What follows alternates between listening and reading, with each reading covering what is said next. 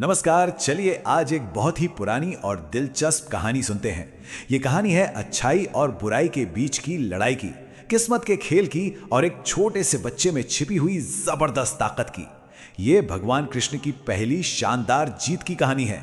तो कहानी शुरू करने से पहले एक सवाल, क्या अपनी किस्मत को, अपनी नियति को रोका जा सकता है?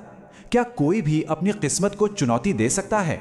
यही एक सवाल है जो इस पूरी कहानी का केंद्र है और हमें बताता है कि दांव पर क्या लगा है। तो हमारी कहानी हमें ले चलती है मथुरा के राज्य में, जहां एक राजा था कंस।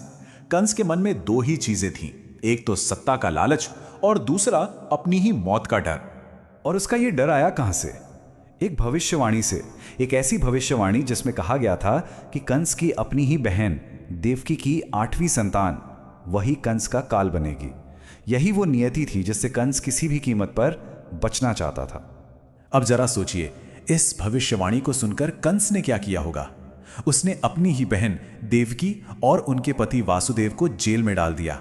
और सिर्फ इतना ही नहीं, जैसे ही उनकी कोई संतान जन्म लेती वो उसे मार देता। 1, 2 नहीं, पूरे 6 बच्चों को उसने बेरहमी से मार डाला। लेकिन 7वें बच्चे के जन्म के समय एक चमत्कार हुआ।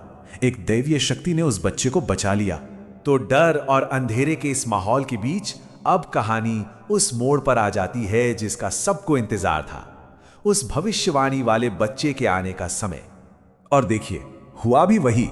सारी मुश्किलों के बाद भी देवकी ने फिर से गर्भ धारण किया और ये थी 8वीं संतान, वही कृष्ण जिनकी भविष्यवाणी हुई थी, जो कंस के अंत के लिए जन्मे थे। कृष्ण के जन्म लेते ही एक और चमत्कार हुआ। देवी योग माया ने वहां आकर नन्हे कृष्ण को जेल से निकाला और सुरक्षित गोकुल पहुंचा दिया। और फिर वो कंस के सामने आई और उसे चुनौती दी। उसे ताना मारते हुए कहा कि उसे मारने वाला तो जन्म ले चुका है और गोकुल में सुरक्षित है। अब सोचिए कंस का गुस्सा कैसा भड़का होगा। तो गुस्से से पागल होकर कंस ने एक और खतरनाक चाल चली। उसने फैसला किया कि वो उस बच्चे को ढूंढकर खत्म कर देगा और इस काम के लिए उसने भेजा एक बहुत ही शक्तिशाली राक्षसी को। और ये राक्षसी कौन थी? ये थी पूतना। कोई मामूली राक्षसी नहीं, बल्कि एक ऐसी राक्षसी रानी जो अपने जहरीले दूध से छोटे छोटे बच्चों की जान लेने के लिए जानी जाती थी। बहुत ही भयानक शक्ति थी उसके पास। पूतना धोखे की रानी थी। वो गोकुल आई एक बहुत ही सुंदर और प्यारी सी औरत का रूप लेकर।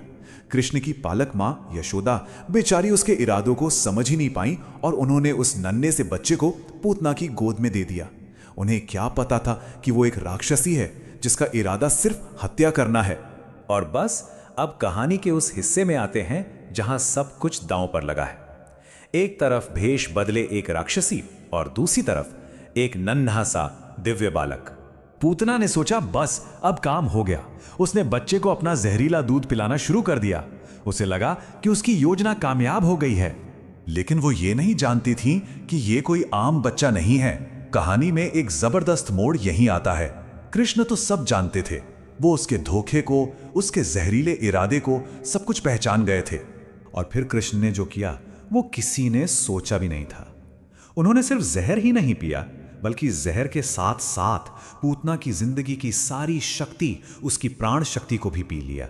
और जैसे ही पूतना की सारी शक्ति खत्म हुई, उसका वो सुंदर सा मुखौटा, वो धोखा टूट गया और सबके सामने आ गया उसका असली भयानक राक्षसी रूप।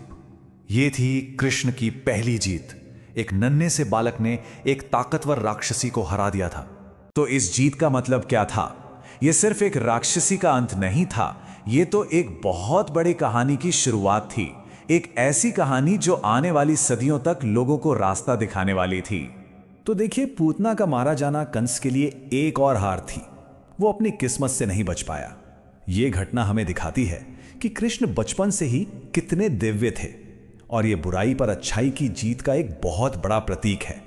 ये कहानी हमें विश्वास दिलाती है कि जब दैवीय शक्ति रक्षा करती है तो कोई खतरा बड़ा नहीं होता। और हां, ये भी कि जो नियति में लिखा है उसे कोई टाल नहीं सकता। तो चलिए इस कहानी को इस सवाल के साथ खत्म करते हैं कि हमारी जिंदगी में भी महान शक्ति अक्सर कहां छिपी होती है? क्या वो भी किसी ऐसे रूप में होती है जिसकी हम उम्मीद भी नहीं करते? ये कहानी हमें याद दिलाती है कि सबसे बड़ी ताकत अक्सर वहीं मिलती है जहां हम उसे खोजते भी नहीं।